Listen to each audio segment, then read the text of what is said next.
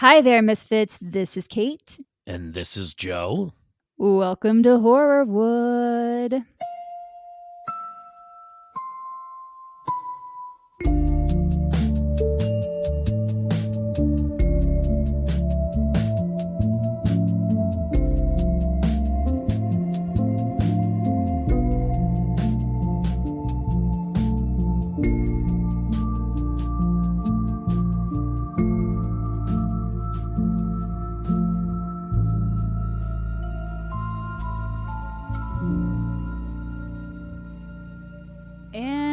Welcome, Joe, to Horrorwood. Joe Schupok, thanks for joining me. How are you? I'm good. Thanks for having me.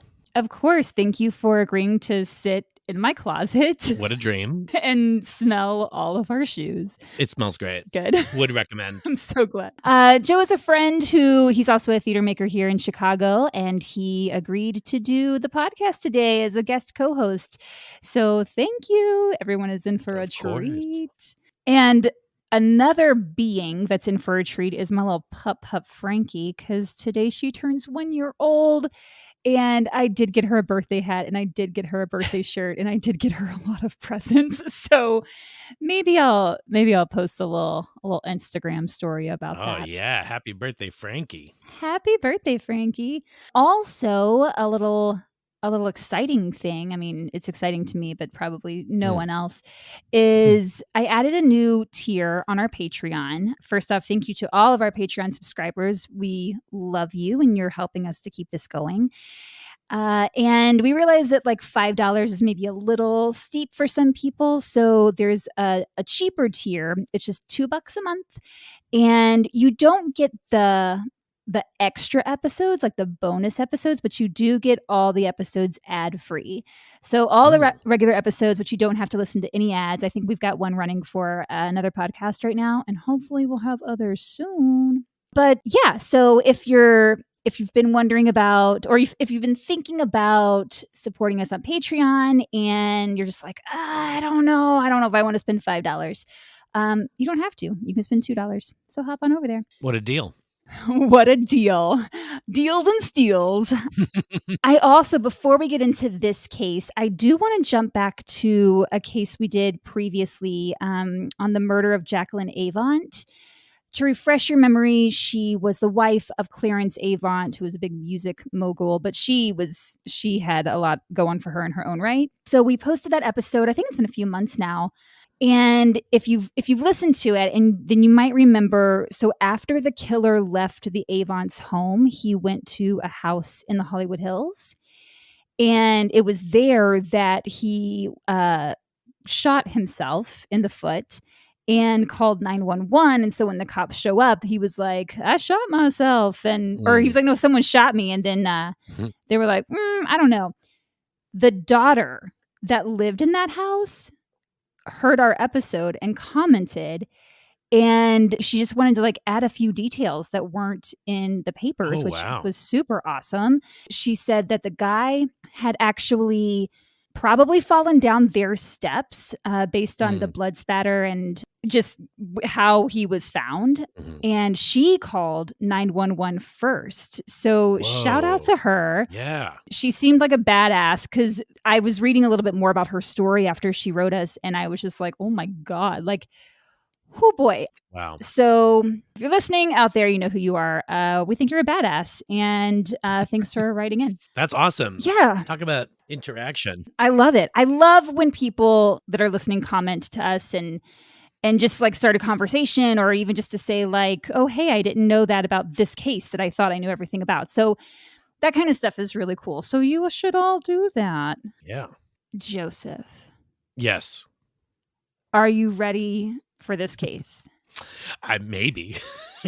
I don't know if you are. I'm probably not. No one is. Yeah. It's kind of a rough one. Yeah. As all murder is. But this one is one that deals with domestic violence. So I just want to put that out there. I'm not sure. We've restarted this so many times. I'm not sure if the content warning I mentioned before was on this take or a previous take. But we are talking today about the murder of Dr. Amie Harwick. On Valentine's Day 2020, renowned sex therapist Dr. Amie Harwick went out with a group of friends, a Galentine's night out. They went to a burlesque show at the Globe Theater in downtown LA that a friend of theirs who goes by the name Miss Tosh had organized. And it was just a fun Valentine's event that was being held to celebrate love. And Amie and her friends were taking a bunch of pictures and cheering on the performers and having what seemed to be a freaking awesome time. Sounds like it. Yeah, Miss Tosh invited Amie to an after party, but she decided not to go and instead went with friends for tea at a schmancy hotel called the Nomad. It's called something different now. Now it's like Hotel Perla or something like that. But anywhoops, while at the Nomad, Amie and her friends hung out, they chatted a couple hours before calling it a night a little after midnight. Amie headed home and got back to her place around 1 a.m. And less than 3 hours later, she was pronounced dead. Ooh. Before we get into her death, let's talk about Amie's life, because she lived a pretty spectacular one and was the definition of badass. Amie Nicole Harwick was born May 20th, 1981. She grew up in Lansdale, Pennsylvania, and spent a brief amount of time in foster care and was adopted by Penny and Tom Harwick. They also had a son named Chris, and by all accounts, it sounds like this was a very loving household. Amie was really close with her family. Every year, they held a cookie baking day, which was basically a huge family reunion where everyone got together and baked and exchanged cookies. Oh, that's so sweet. Right? And once Amie had gotten older and moved out of the house, this became her favorite visit each year. She'd be like, I'm going home for CBD, which is what they called Cookie Baking Day. Which means something else now. It does. As a kid, Amie always felt like she was awkward. She wasn't sure where she fit in. She was just trying to figure out who she was. I mean, I think that's everyone in high school. Yeah. She'd hang out with the rocker kids and the goth kids. She said they were always getting into trouble. I think mostly benign things like skipping class and that sort of stuff. She wore ripped up fishnet stockings, combat boots, leopard print skirts. She was constantly changing the color of her hair. One week it would be purple, the next it was blue. None of that sounds awkward to me. She just sounds cool. Like she sounds like a badass. Yeah. That's right. She loved heavy metal and also Tori Amos. Amazing. Two very different musical styles. Amazing. She also loved dancing. Throw her in a mosh pit any day and she was happy. Wow. Friends and family describe her as quirky and fun and really unique. She loved the macabre. She was super into horror movies and also collected taxidermy. Oh my God. Which you just don't meet a girl every day that collects taxidermy. No. That's stunning. In high school, she worked at the mall, like one does. And according to an article in Rolling Stone, she fell in love with a musician of a heavy metal band and married young, moving to Los Angeles in 2001. I couldn't find anything anywhere else regarding this marriage, but she did move to LA in 2001, so that much has been verified. And pretty much from the moment she arrived in California, she worked her butt off to put herself through school. She began modeling, which was something she'd always thought would be fun to do, but never thought she could actually do it. It was just a pipe dream for her. But a friend convinced her to get some pictures taken and give it a shot, and she was really successful at it. She modeled for different clothing companies, as well as a company called Coffin Case. What? Which makes coffin-shaped guitar cases. Oh yes. Which seems right up her alley. Like it's macabre, it's heavy metal. That feels connected. It's on brand. In line with her values. Lovely. Yes. Yeah. She also modeled for this kind of unknown publication. It's called Playboy. I don't know if you've heard of that. Oh, no, never. But she was a centerfold at one point. Amazing. She was also really passionate about fitness and became a personal trainer, even releasing her own exercise DVD called Fit to Rock. And she had a weekly exercise program on YouTube as well for a company that she modeled for. It was AMI Clubwear, and she did these Workout Wednesday videos. She also worked as a bartender, as though she didn't have enough jobs. Yeah, it's a lot of jobs. She hustled. She was a go-go dancer, even a fire eater. Wow. Playboy even hired her as a fire eater for their parties. Oh, wow. So she was hustling, making that cash, all so she could support herself and put herself through school. What kind of school was she in? Do we know? We do know, and thank you for asking. Ooh. She always knew that she wanted to go into psychology. Mm. And after getting her bachelor's degree in psychology at Cal Poly, she went on to get her master's in clinical psychology and then her doctorate in human sexuality. Oh, wow. Can we get some snaps for Dr. Amie Harwick? Yeah, what a queen. Come on. Yes. I don't have nails on today, so I can snap today. A lot of people that move to LA wait for something to happen for them, but Amie was really making it happen for herself. Yeah. And it was her drive that really made her stand out among her peers. Thomas Nagovin, which I feel like that might be a typo, but maybe it's not. And he was a musician and gallery owner, said her friends knew her as brilliant and curious. She was fiercely self-sufficient and driven. But she was also just a good human. She was caring and empathetic, and she described herself as a people person. And those qualities are what made her such an effective therapist. There's a story about her from high school. In 10th grade, Amie was at school and she went to the restroom. And there was another girl in there named Sharon. And Amie and Sharon didn't know each other. Sharon had just found out that a close friend of hers had died. So she was in there sobbing. And Amie saw her, and she could have just ignored her and thought like, oh, I don't want any party that, or, like, I'll just use the bathroom down the hall or whatever. But instead, Amie just asked Sharon if she'd like a hug, because always ask for consent. And Sharon said Amie just held her while she cried. And then the two of them became great friends. So this seems like a real, like, sweetie pie humanitarian person. Absolutely. Yeah, that's just who she was. Very warm, friendly, empathetic. Coffin-shaped guitar cases and all. Coffin-shaped guitar cases. Los Angeles isn't exactly known for being a city filled with friendly and empathetic humans. But that was another thing that made Amie stand out. Her friend Tommy Vext, he's a heavy metal singer-songwriter, said, quote, Amie was just a different kind of person. And she definitely didn't fit into any mold. She was this brilliant therapist, gorgeous model. And as I mentioned earlier, she loved the macabre. She was into all things gruesome. She especially loved Hollywood true crime, which just made my little heart smile. She liked visiting cemeteries like Hollywood Forever Cemetery. It was one of her favorite places. And she was really interested in famous Hollywood deaths like Marilyn Monroe and Sharon Tate. She actually bought some of Sharon Tate's bras at an auction, which I was like, oh, whoa, my.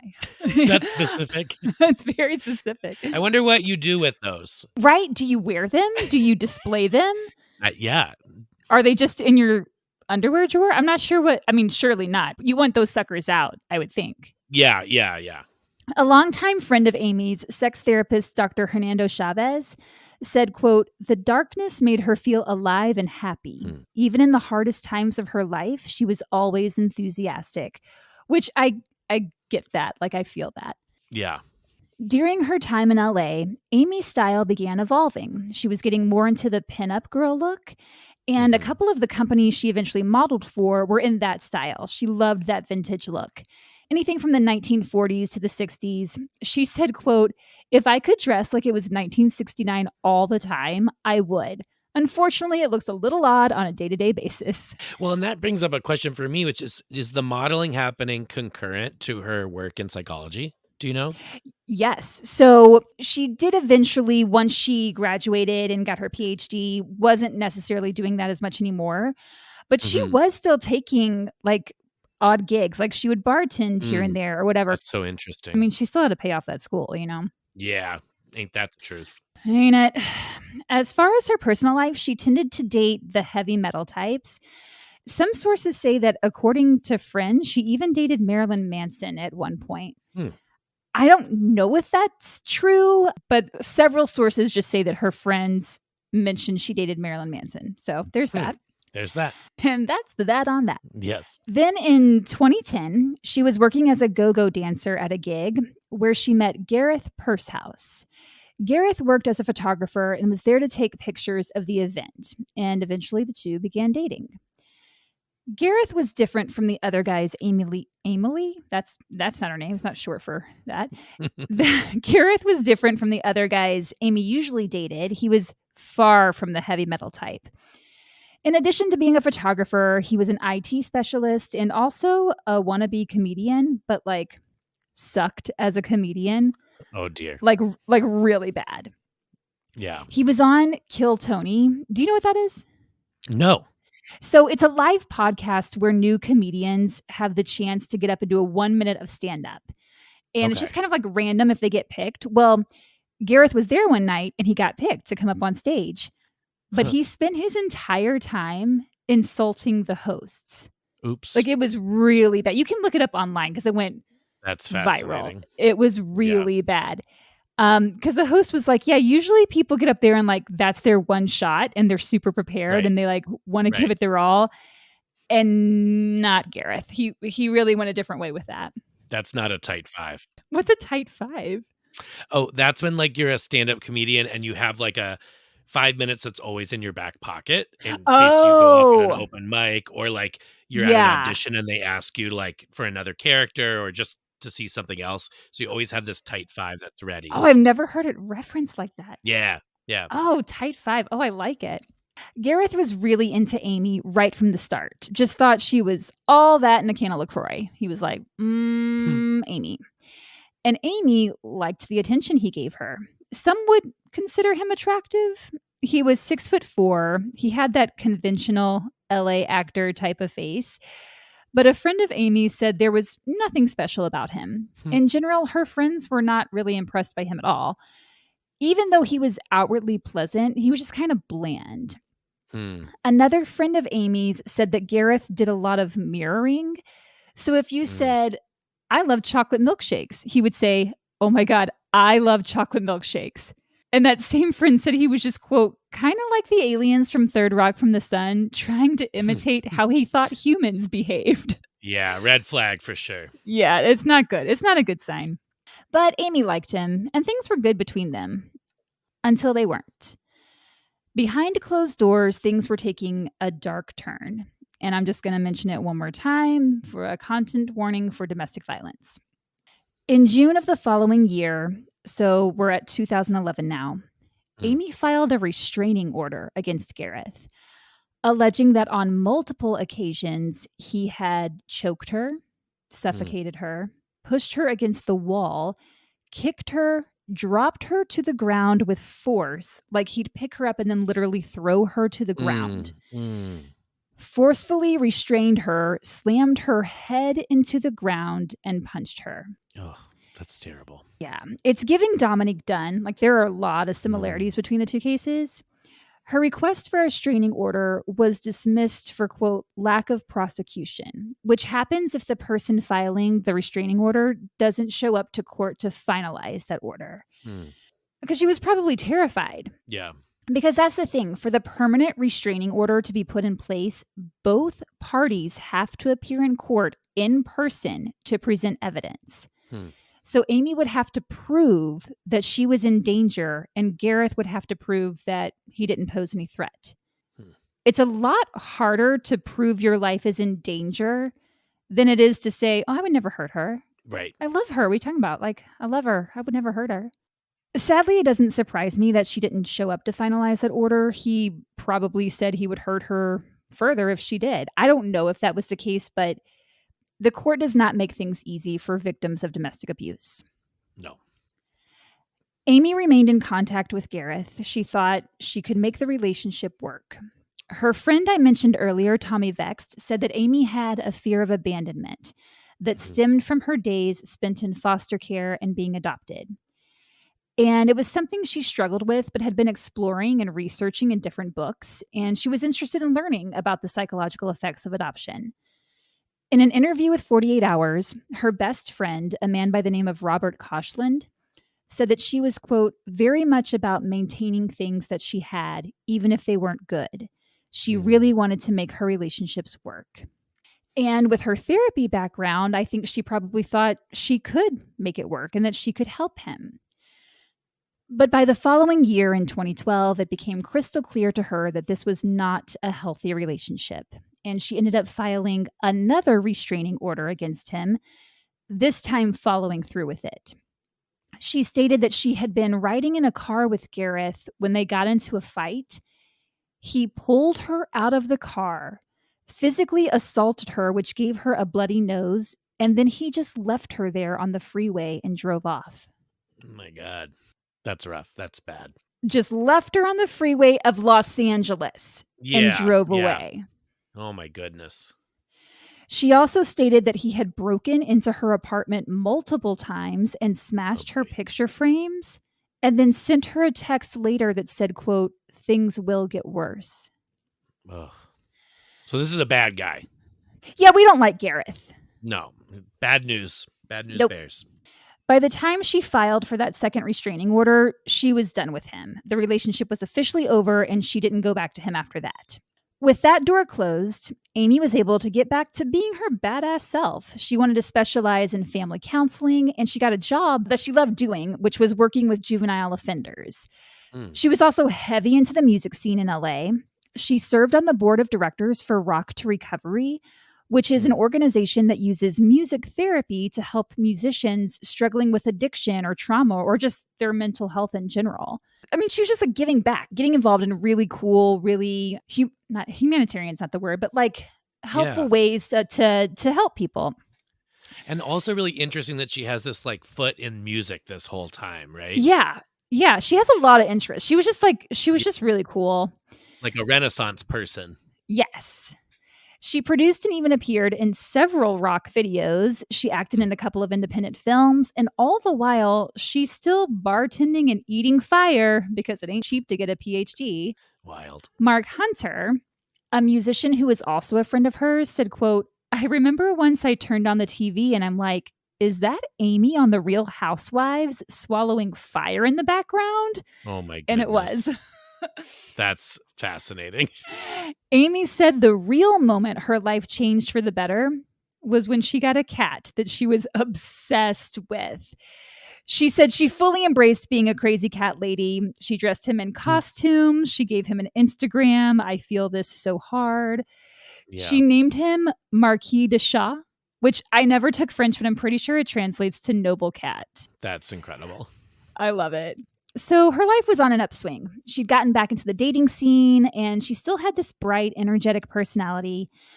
But what a lot of people around her didn't know was that she was dealing with an anonymous cyber stalker now. Boy. She thought it could be Gareth, but she also suspected that it could be a woman that she had once been friends with, but something happened between the two of them and they had a falling out. That woman had been known to send Amie harassing text messages and emails in the past. And in 2015, Amie actually filed a restraining order against her. Oh, boy. But she's not 100% certain that it was this woman that was cyber stalking her because the culprit was never identified. But it went on for years. Every several months, this person would just pop up online, post something cruel about her on a gossip website, and it made her feel threatened. So much so that once when she had to go out of town, and I think she was only like going for one night, she asked her friend, She asked her friend, Dr. Hernando Chavez, who I mentioned earlier, to keep Marquis de Chat at his house because she was afraid someone would break into her place and hurt him. The same online stalker found some nude photos of Amie from when she was modeling, likely from her Playboy days, and sent them to Amie's employer. That's not chill. And she got fired on the grounds that they didn't think she should be working with juveniles. Oh, man. But that's the thing she cares the most about.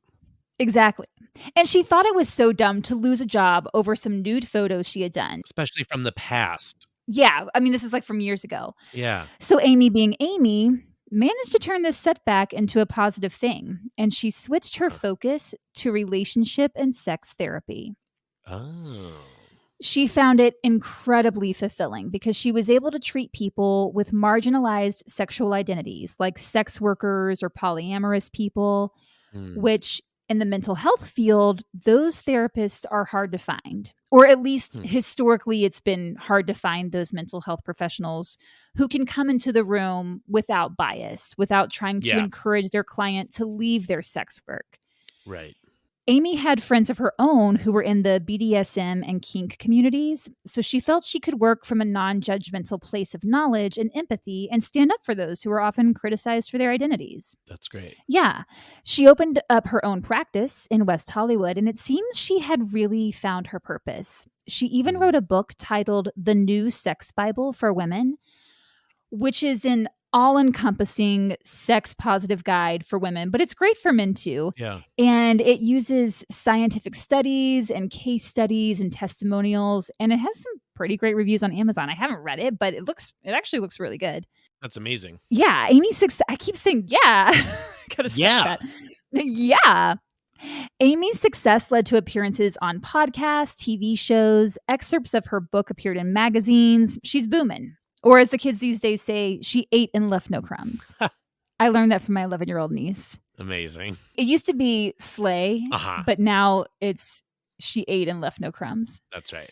She makes me cool, my niece. But around 2016, Amie had gone out of town, I believe, and when she returned home, she realized something was off. For one thing, several of her picture frames were turned over. And she was like, that's weird. And then as she had been in her place a little while, she realized all of her photo albums were missing. Like what? Creepy. Also, we know someone who's been messing with her picture frames before. Yeah, someone does not like her pictures. So then she opens up her laptop and it had been completely wiped. Whoa. So she calls her best friend, Robert Koshland, and she said, hey, I think Gareth broke into my home and stole my photo albums, and something's up with my computer. It's not working. Yeah. So Robert went over there, realizes the computer has been wiped, and if you remember from earlier in the episode, Gareth was an IT specialist. Oh, I forgot already. Mm-hmm. Amie was convinced it was him, but she didn't have any actual proof. She didn't have cameras or anything, so there really wasn't anything she could do. But she was worried that he was tracking her somehow or had bugged her home. Like, just the thought of that freaks me out. It's why I'm terrified of Apple AirTags. Like, I will never go near an Apple AirTag. Oh, yeah. And all of that, like, surveillance possibility is pretty spooky. Hate it. It seemed like he just couldn't let her go. He started sending messages to her friends, just talking shit, like trying to sabotage her friendships. But her friends knew not to listen to this guy. They were just like, dude, it's been years, move on. And for her part, Amie had moved on. She was seeing someone else. Then in 2017, she was hired to bartend a big Hollywood party. Tons of celebrities, real schmancy.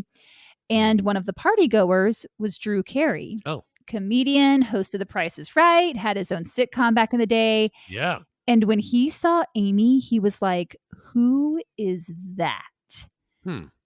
The two immediately hit it off. Whoa. No, that's a twist. Didn't see that one coming. Cleveland rocks, you know? Yeah, it does. It was Amie's birthday, and the guy she was seeing at the time was supposed to be meeting her, but he stood her up. So as Amie is talking with Drew, this comes up. And Drew's like, well, that's lame. You shouldn't be stood up, especially when it's your birthday. I'll take you out. So they made plans to go to Disneyland. And a week or two later, he said, invite all your friends. I want to take all of you out. To Disneyland? To Disneyland. Now that's a birthday. That's a great date, if I do say so. Yeah. Drew Carey's there. All your friends are there. You got a turkey leg. Come on. So Drew treated Amie and like 10 of her closest friends to this trip. And her bestie, Robert, was one of the people in the group. And he said they all had the best time. Oh my God, that's amazing. And the chemistry between Amie and Drew was palpable. At one point, Drew pulled Robert aside and he said, I'm going to marry her. Whoa. Amie's friends loved Drew because he was genuinely a nice guy. They were like, finally, she has found someone worthy of her. Well, and I was gonna say it's like also like totally different vibe than like what she'd been going for before, right? Like how many Oh, heavy metal rockers did she date? yeah, Drew was so different. He was a good guy and he had his shit together, you know? And in an interview for 48 Hours, Drew Carey said, quote, "I fell so hard for her. It felt to Hmm. me like, finally, here's everything I ever wanted." Wow.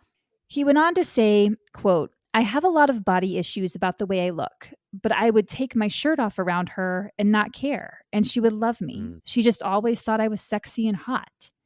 mm, He said she gave him unconditional love.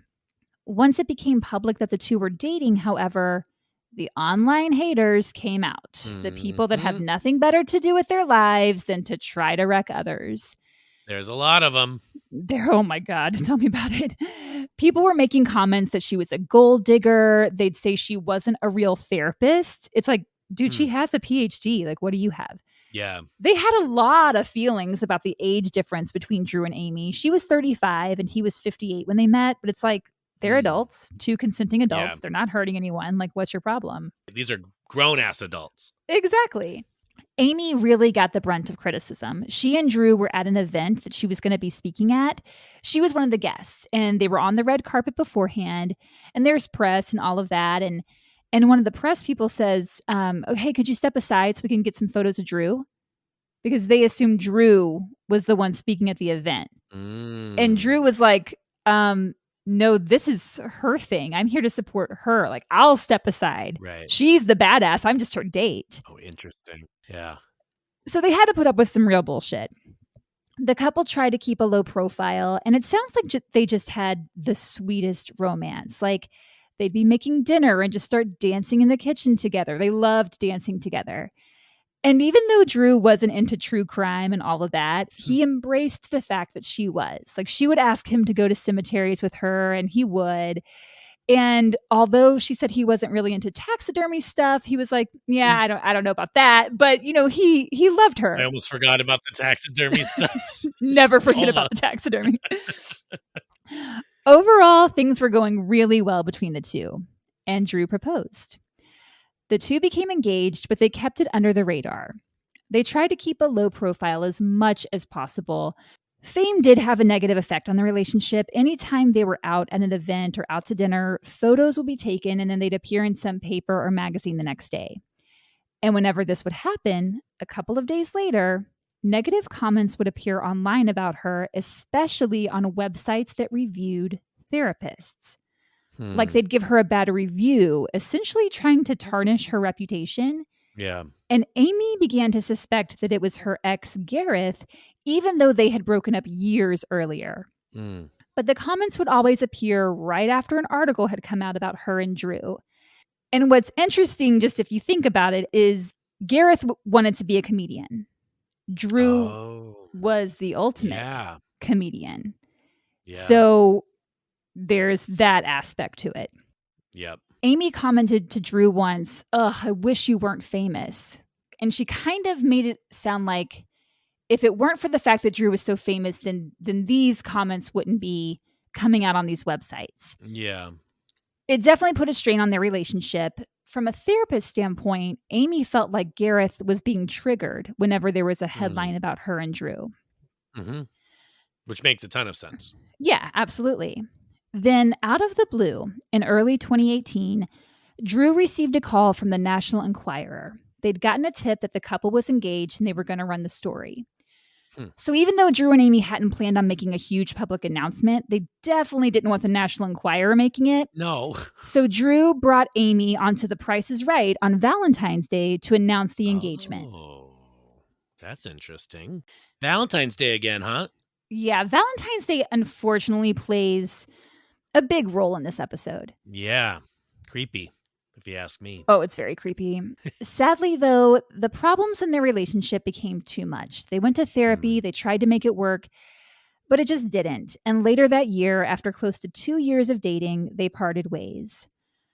Both of them were devastated because they really did love each other, but they just couldn't make it work. Yeah.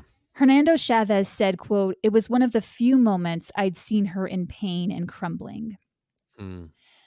Both she and Drew took the breakup really hard, but eventually they did each move on and start seeing other people. And Amie began working with Pineapple Support, an organization that offers free therapy to any and all persons working in the online adult industry. So, like webcam performers on sites like Pornhub, things like that. Yeah.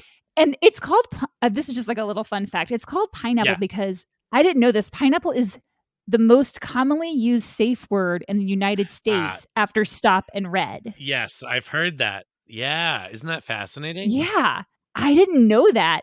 Like, where did that come from? And I think, right, it's partially because it's a word that would rarely come up in sexy talk on its own, right? But I feel like there are a lot of words that would not come up in sexy talk. I bet it's from something, honestly. We should do some digging. Like, how did it land on pineapple? Yeah. Yeah. Fascinating. I mean, part of my brain wants to say that it came from a Friends episode, but I could be making that up entirely. Possible. So while Amie is continuing to be an all-around remarkable human and dedicate her life to helping others, her ex Gareth Pursehouse was off doing whatever the fuck Gareth Pursehouse does. And one of these things included posting a video on Instagram in which he jokes about a scene from Game of Thrones where someone is thrown from the tower. And so in the video, he says, okay, Game of Thrones, first season. The brother and sister are up in the castle, and the brother has to go and throw the kid off to kill him. And even though it's evil, I feel kind of bad for the brother, because even though he doesn't want to do it, his sister incested. So, like, he's trying to set this whole thing up just so that he can make that one incest joke. Yeah. But he's, like, laughing about the whole thing. It's just, on the surface, it just seems like a bad joke. But when you know about his past abuse and you learn more about him, it becomes very disturbing. Yeah, I'm getting the yucko vibes for sure. Yeah, he's definitely yucko. Then in January of 2020, Amie was scheduled to appear at the XBiz Conference and Awards show. The XBiz Awards are kind of like the Golden Globes of the adult film industry. And the 2020 awards, I love that you say that, like, you're like, yeah, I've been nominated many times. Yeah, definitely. The award show host that year was none other than Stormy Daniels. No. Well, Stormy Daniels had a big 2020, didn't she? She had a lot going on. Yeah. Amie was there to participate on a panel about mental health and counseling, and she was representing that organization I mentioned, Pineapple Support. But originally, she wasn't supposed to be there. It was supposed to be another member from Pineapple Support, but at the last minute, that other person had to cancel, and so Amie stepped in. She attended with her friend and fellow sex therapist, Dr. Hernando Chavez. I've mentioned him a couple times. And just as they were about to walk the red carpet, Amie spots Gareth. He was there as a photographer, which is something he did. He would get hired to photograph red carpet events. Oh, boy. And he had photographed this event in the past. So it's unclear if he knew that she was going to be there. Yeah. I kind of don't think he was expecting to see her. Yeah. It did seem like it took him by surprise. But I don't know. Bad news, though. It's not good. Amie walks the carpet, and Gareth was trying to get her attention, but she's just trying to do her job. She's doing her best to ignore him. And then as she walked off, he followed her. No. And he starts waving his arms around and just starts screaming at her. And he yelled, and this is in front, I mean, there's like 100 people around them. He yells, "You're a hypocrite. You broke my heart. You've ruined my life." What? He then started reciting text messages she had sent him from 2012. I can't even remember a text I sent this morning, let alone 8 years ago. But this guy had this at the ready. And like memorized? Yeah, that was his tight five. Yeah, that was his tight five. That's right. So he creates this huge scene in front of everyone right by the red carpet. He starts crying and falls to the ground in the fetal position, sobbing. This is a grown-ass man. And they haven't dated in a really long time. Years, 8 years. Like, come on. Those are some big 8 years. At this point, Amie's restraining order against him had expired because they don't go past 5 years. And in order to renew it, she would have had to appear in court with him again, which I'm sure she was terrified of doing. So legally, he could be around her. Right. But rather than try to get away from him or run to authorities, Amie did what she felt was best for the situation. She went into therapist mode and started talking to him. She was really calm, non-confrontational, and talked with him until she felt like she had talked him down. Then later, while everyone was inside the event, Gareth came over to the table where she was sitting and whispered something in her ear, probably like, "Hey, can we talk again?" Yeah. Amie excused herself, and she and Gareth go off to the side and talk for about 45 minutes. After the ceremony, Amie and her friend Hernando went to a diner and talked about everything that had gone down because she was pretty shaken up. Yeah. She said she was going to buy more mace and pepper spray, change the locks on her doors, do everything she knew to keep herself safe, install a security camera at her home, everything. And Hernando offered to let her stay at his place, but she was like, "No, I feel safe with my roommate there." She lived with a male friend. Okay. So she felt safe because she didn't live alone. She told her friend Robert Koshland, her bestie, about what had happened at the ceremony and said, "Hey, I want to share my phone location with you." And then she said, "If anything happens to me, it was Gareth." And Robert suggested she renew the restraining order, but she said, "Well, he hasn't done anything to actively threaten me." Because again, the system makes it really difficult for victims to get protection. Like she would have to provide proof. Yeah. Right. 2 weeks after her run-in with Gareth, she called her parents with an unexpected request. She told them, quote, "If I die, I want to have an open casket funeral and I want an elaborate headstone." And she gave very explicit wishes. Imagine being her parents and getting that phone call. Yeah, you're like, what aren't you telling us? And the only thing I could think was maybe to them it didn't seem unusual because she was into mortality and talking about gruesome things. So maybe they just thought like, oh, this is just her personality. It was just a regular Tuesday. Yeah. Amie also wrote an email to herself as a way of documenting what had happened at the award show. She wanted something in writing, and she wanted something that clearly was from her. So in it, she says, quote, "He started screaming, 'You shouldn't be here. Why are you here?' He was sobbing. He was distorting his face up and shaking violently. It terrifies me that he's been obsessed with me for 9 years. He's malicious, highly intelligent, and focused on harming me." Yeah. So she's doing everything she can think of to put some safeguards in place. Yeah. Yeah. Valentine's Day was approaching. It was on a Friday. And on Thursday, February 13th, Amie sent a text to Drew Carey. It read, quote, "Hey, I know we haven't talked in a while, but I've been doing a lot of thinking about, forgiveness, and I would love to get together with you and talk." And Drew responded, "Yeah, I would love to do that. I love you." He was really happy to hear from her and was looking forward to meeting up with her after Valentine's weekend. But sadly, he would never get the chance. Oof. On Friday morning, Amie woke up early. She was meeting her friend Cleopatra Slow for a sunrise hike. It was 6:30 in the morning and Amie wasn't quite ready, so she invited Cleopatra in while she finished getting dressed.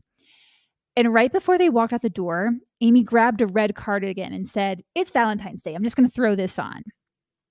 As they hiked through the Hollywood Hills, Amie told her the history of the neighborhood and pointed out all these landmarks that she found interesting, kind of like a little tour guide. Yeah. And then the two stopped at the Beechwood Cafe for breakfast. And Cleopatra said Amie seemed really happy and in a good place. And she was excited because that night she had plans to go to a burlesque show with a group of girlfriends. Yeah. In her last Instagram post, Amie reposted an image from Female Collective that read, "Platonic love is important too." And in the caption, Amie wrote, "Many people are celebrating love today. Whether you are in a relationship or not, exposure to this could feel overwhelming if you are in an unhealthy relationship, dissatisfied with your relationship status, unhappy in your relationship, or feeling pressure to be in a relationship. I think that Valentine's Day is a wonderful time to be mindful and redirect thoughts about love to platonic love. There is so much cultural emphasis on romantic love, but let's be thankful for the authentic love that we give and receive to friends." And what a nice reminder that is, and nice sentiment. And she was celebrating that day with her friends. Yeah. That night, as she was getting ready to go to the burlesque show that was being hosted by her friend Miss Tosh, that was her stage name. Right. Amie put on a pink velvet dress, black knee-high boots, a black leather jacket, and a rosary necklace. And her hair was up in a top knot. Gorgeous. I'll post a pic. And she and her friends had a fantastic time. They were standing the whole time and cheering and taking photos. It just seemed like a really great night. After the show ended around 9 p.m., Amie met up with Miss Tosh in the lobby, and Miss Tosh invited her to come out to an after party. Amie, who was not a drinker, said, "No, I'm just going to go have tea with my friends." So they said their goodbyes, and Miss Tosh said, "All right, I love you. I'll see you again soon." Amie and her friends went to a hotel called the Nomad, hanging out, chatting, taking pictures, and then called it a night shortly after midnight. Amie drove home, arriving around 1 a.m. As she sat in the driveway, she texted her friend Robert. He had sent her a restaurant recommendation for Edinburgh because she had an upcoming trip to the UK. And she texted him back to say the restaurant looked cool. And then she texted one of her friends she had been out with that night and said, "Send me the pics from the green couch." That text was sent at 1:02 a.m. The Nomad had this green velvet sofa, and Amie and her friend had been taking photos on it all night, just like doing different poses and stuff and being cute. Yeah. And then Amie got out of her car and went inside her house, heading up to her bedroom on the 3rd floor. What she didn't know is that an intruder, Gareth, allegedly, was inside waiting for her. Oh, my God. He had been there just waiting for her to come home for 4 hours. Which is freaky. So terrifying. Yeah. Earlier in the night, her roommate Michael had been asleep on the ground floor when he woke up to what he thought was a plate smashing. He assumed it was Amie and didn't think too much of it, so he fell back asleep. But the sound was actually an intruder breaking into the home.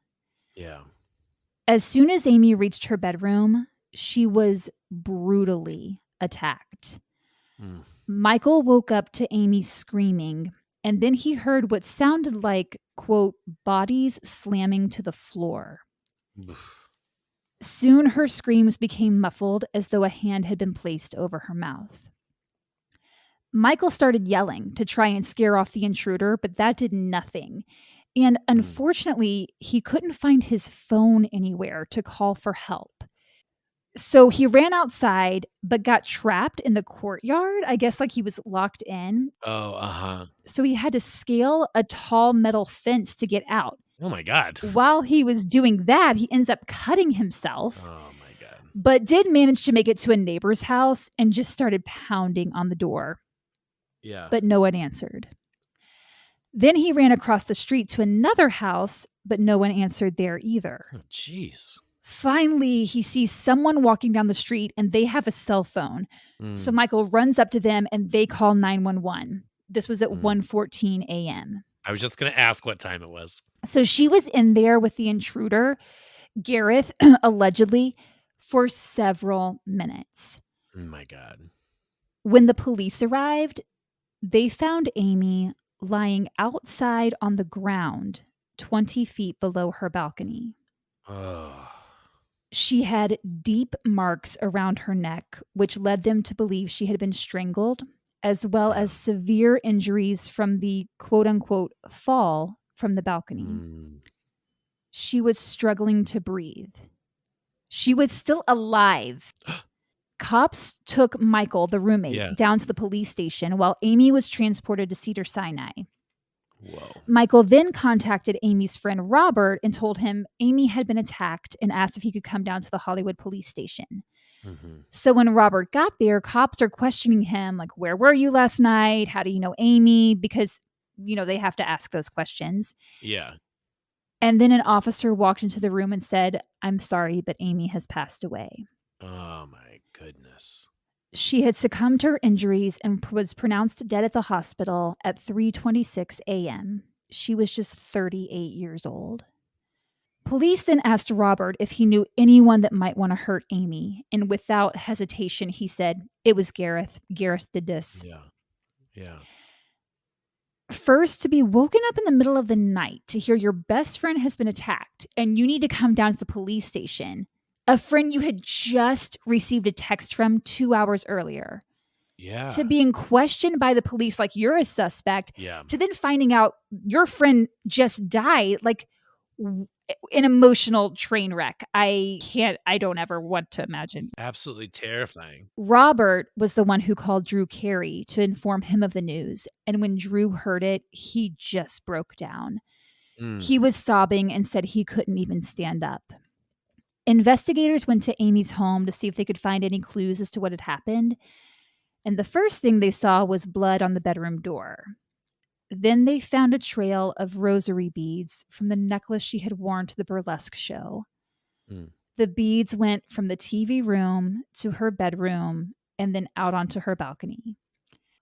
And it was on the balcony that detectives found a big piece of evidence, a syringe. A syringe? Filled with liquid. Oh my God. Amie's friends were like, yeah, that's definitely not something she would have herself because she doesn't drink, smoke, or do any drugs. No, and she's not a nurse. Turns out the liquid in the syringe was nicotine. What? Which I didn't even know nicotine was a liquid. No. I don't know much about nicotine.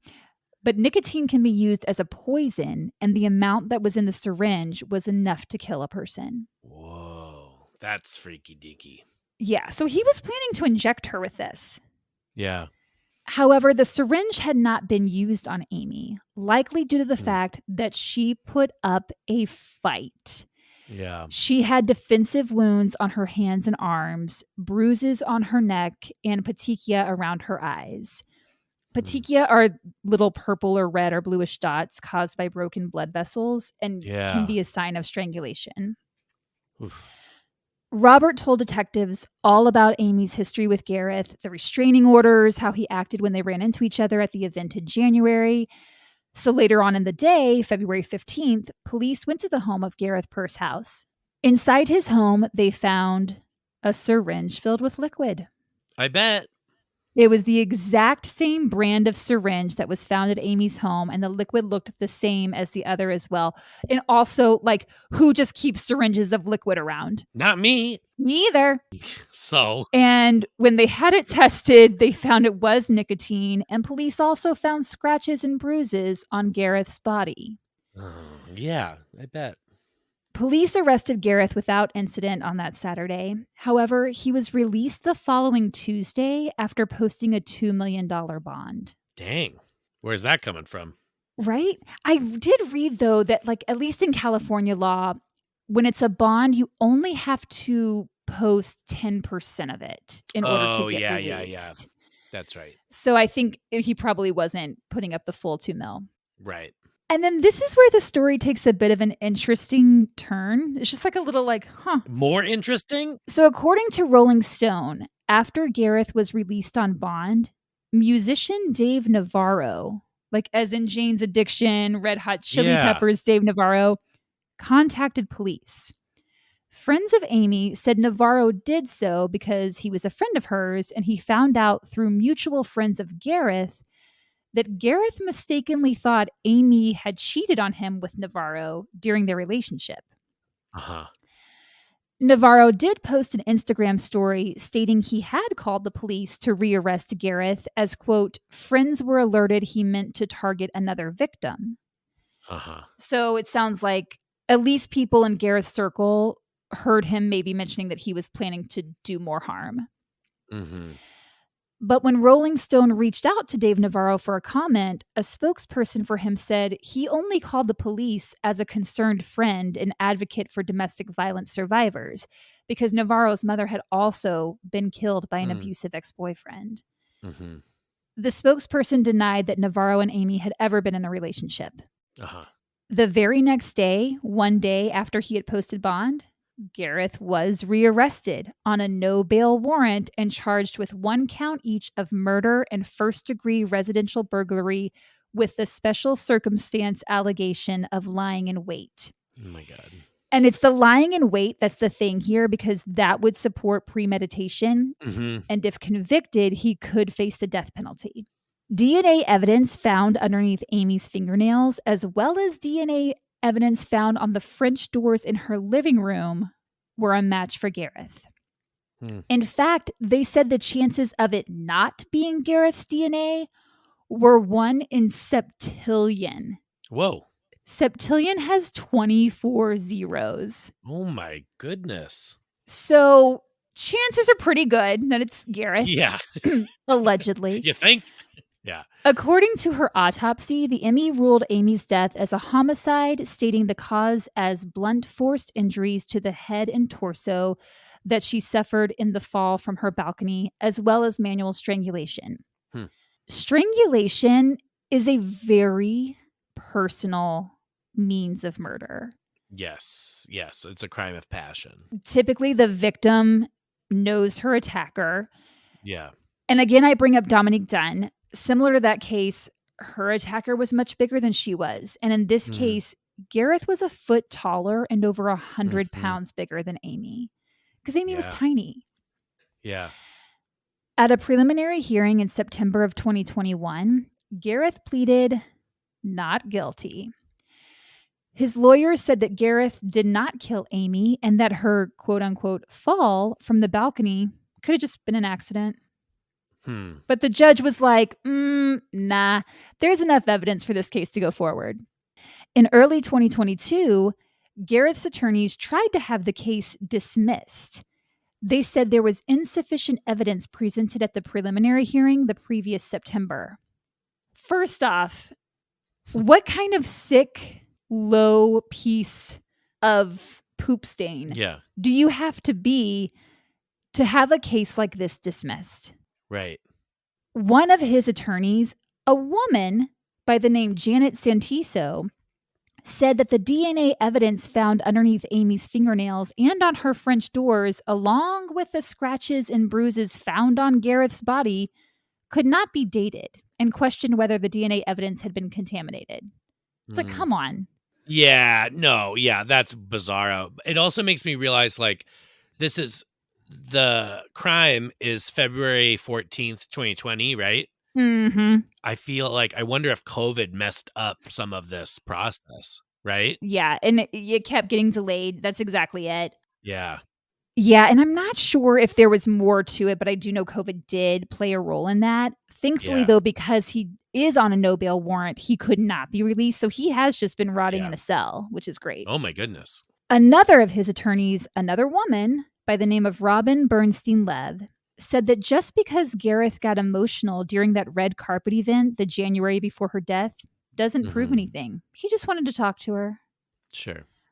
Los Angeles County Superior Court Judge George Lamelli refused to dismiss the case, and it will go to trial. However, the trial date still hasn't been set, but it is expected to happen this year. It's been over 3 years. It has. Just over. Yeah. Prosecutors are expected to present that Gareth planned to murder her. He waited for her to come home. When she did, he immediately began attacking her. There was a struggle as she fought for her life. Because of the struggle, he was unable to inject her with a syringe of nicotine as he had planned, so he picked her up and threw her over the balcony to her death. Allegedly. Wild. Allegedly. And remember, and I mentioned it a couple of times now, he threw her to the ground during their relationship based on that restraining order she had filed. Right. So it is something that he's been known to do. Also, my brain's going back to the dumb joke about the Game of Thrones. Yes. Yeah. Yeah. It doesn't look good for Gareth. No. Amy's murder shines a light on the numerous cases of domestic violence where the victim is not a public figure. One of her patients, a woman named Emily Sears, who had been going to Dr. Harwick to deal with her own intimate partner abuse, put it best, I think, when she said, quote, "If this could happen to her, who knew what to do and is trained to help people in these circumstances, how are women supposed to process that? Not just her clients, but all women. If something like this can happen to the helper, then none of us are safe. It just feels like none of us are safe." That's chilling. It is. After Amy's murder, a friend of hers started a petition on change.org calling for the expansion of legal protections for survivors of domestic violence. I'm going to post a link in the show notes. Sign it, share it. It's been up a couple of years, but it is still up and going. Yeah. There's also a memorial fund set up to create a life-size bronze sculpture of Amie surrounded by her favorite things. Whoa. And one of them is her cat, little Marquis. So in the design plans, he's sitting beside her. The statue will include a dedication to all women who have lost their lives to domestic violence, and it will reside at Hollywood Forever Cemetery, which was one of Amie's favorite places. Dave Navarro, who is also a street artist, which I just learned during this research. No idea. Spray painted an image of Amie on a street sign near Hollywood Forever shortly after her death. So it's clear this is a place she would want to be memorialized. Yeah. However, her funeral took place in her hometown of Lansdale, Pennsylvania, and she's buried in Ambler, Pennsylvania. Huh. Her friends hoped to be able to unveil the statue at what would have been her 42nd birthday coming up here on May 20th. But unfortunately, according to their project status page at least, they are not even close to achieving that goal. I'll post the link to the Memorial Fund on the show notes as well, so you can donate if you choose. Yeah, and is that money that's slowing them down? I would imagine, because when I say they are not close, like they are not close. Yeah. I think they roughly estimated 250,000 and they're around like 8 or 9,000. Okay. Drew Carey said he hopes that Amie's death will bring more attention to the dangers of stalking and raise awareness about intimate partner violence. He said, quote, "You can't be a person in this country and not know a woman who hasn't been a victim of domestic violence. You just can't. And it's really a problem that not enough people acknowledge." Yeah. And to wrap this up, I wanted to share a tribute I found on the online guest book from the funeral home. I'd love to share all the messages. Like a ton of people who were patients of hers wrote in just to say what an amazing therapist she was and how much she helped them. But I came across one post that just stood out to me because I think it speaks a lot to Amie's personality. This is from a woman named Kimberly, and she writes, "Amie was one of my first friends in LA when I moved there not knowing anyone yet. When we met at work, we realized quickly why we got along. We had something most people don't have in common: the love of taxidermy. At the time, she was the only other person I knew who loved taxidermy and old science material as much as I did. Amie and I frequently shared our new taxidermy items whenever we collected them. Amie also introduced me to pretty much everyone I know now in LA, as she always had such fun little get-togethers and clothing exchanges with all her friends from different circles, and she brought us all together. She never judged anyone and was always understanding of each person's personality and loved everyone for who they were." That's really sweet. And that was Dr. Amie Harwick. Wow. What a journey. Oh, it's a rough one. Yeah. I think Gareth did it, allegedly. But that's my thought. I'm not here to, I mean, there hasn't been a trial yet, so we can't really say, but certain things point to a certain person is all I'm saying. Yeah. And I'm just sort of struck, and maybe this is how it always is, but how much time there is between a crime and a trial. Yeah, isn't that wild? That's just shocking to me. Yeah. I'm just glad that he's not out on bond. I'm glad he's sitting in a cell. Yeah, that's rough. Let us know what your thoughts are. You can reach out to us on Instagram, Facebook, or YouTube at Horrorwood Podcast. Or send us an email. Oops, I did it. I'm sorry. No, Matt did the exact same thing the other day. Or send us an email at horrorwoodpodcast@gmail.com. And if you're feeling so inclined, you can pop on over to Patreon. We do have that new tier. If you want to just like get rid of the ads, but you're not ready to like go full murderino, you can be one of our accomplices. And that's at patreon.com/Horrorwood Podcast. And thank you, Joe, for being here. And thanks for being my co-host for the day. That was exciting. Oh, thanks for having me. That was a wild ride. I couldn't have seen any of those destinations coming. I mean, I could kind of see it coming. You could. But yeah, as we say often here, number one rule of Horrorwood and of life: don't do murder. Just don't do it. But do have annual cookie parties where you get together with loved ones and exchange cookies, because that sounds delightful. And I might want to learn more about taxidermy. Something new every day.